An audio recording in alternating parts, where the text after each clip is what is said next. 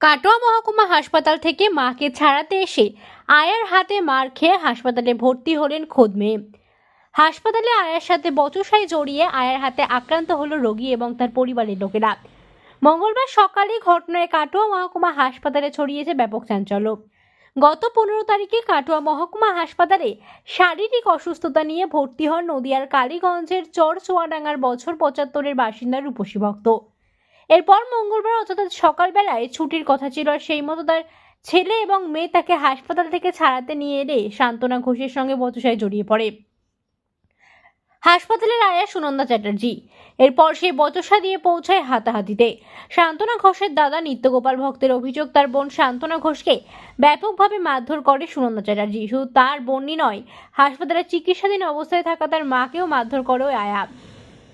এরপর তার বোন অসুস্থ হয়ে গেলে তাকে এমার্জেন্সিতে নিয়ে যাওয়া হয়। সেখানে কর্তব্যরত চিকিৎসকরা তাকে প্রাথমিক চিকিৎসার পর হাসপাতালে ভর্তি করার কথা বলে। বর্তমানে সে কাটোয়া হাসপাতালে মহিলা বিভাগে চিকিৎসাধীন অবস্থায় ভর্তি রয়েছেন। এই ঘটনার পর হাসপাতালের ভারপ্রাপ্ত সুপার সুশান্ত বরণ দত্ত পুরো বিষয়টিকে খতিয়ে দেখার আশ্বাস দেন এবং হাসপাতালে থাকা সিসিটিভি ফুটেজ খতিয়ে দেখে আসল অপরাধীকে শনাক্ত করার নির্দেশ দিয়েছেন তিনি। এই ঘটনাকে ঘিরে কাটোয়া হাসপাতালে চাঞ্চল্য ছড়ালো। পুলিশ প্রশাসন এসে ঘটনা নিয়ন্ত্রণে আনে এবং বর্তমানে পরিস্থিতি স্বাভাবিক রয়েছে। শঙ্কু কর্মকারের রিপোর্ট, theunit.com। আপনার এখানে কে ভর্তি ছিল আর কে দেখতে এসেছিল আর কি ঘটনা ঘটলো? এখানে ভর্তি ছিল আমার মা, আর দেখভাল করছিল, মানে ছুটি হয়ে যাবে সকালে রাতিতে আয়া ছিল, আর আমি দুজনে এসেছি। এই ছুটি হয়ে গেছে, আজকে ডিসপাস করে আমরা দেখতে নিয়ে যাব।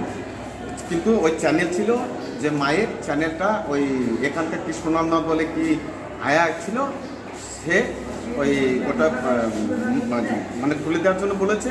তা ও কেন খুলে দেবে এই নিয়ে ওর সঙ্গে কথা কাটাকাটি হয় এবং ওকে মারে, চুল টুল সব ছিঁড়ে দেয়, কানে চুল ছিঁড়ে দেয় এবং ওকে বিভিন্নভাবে তীর ঘুষি মারে।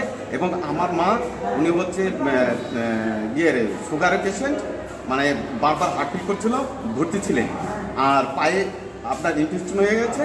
তা ওই পেশেন্টকেও ও মেরেছে, মাথায় মেরেছে, পিঠে মেরেছে, এরকম মেরেছে, তীর ঘুষি মেরেছে। কে মেরেছে এটা? ওটা হচ্ছে এখানে ওর সম্পূর্ণ নামটা জানি না, তবে ওর ডাক নাম হচ্ছে নাকি শুনলাম সুনন্দা বলে। উনি কি আয়া? হ্যাঁ, আয়া সুনন্দা। উনি মারধর করেছেন? হ্যাঁ, উনি মারধর করেছে। কেন করবে এই নিয়ে কথা কাটাকাটি হয়, এই নিয়ে ও মারধর করেছে এবং এই চুলগুলো ছিঁড়ে দিয়েছে, কানে চুল ছিঁড়ে দিয়েছে, পুলিশের কাছে জমা দেওয়া আছে।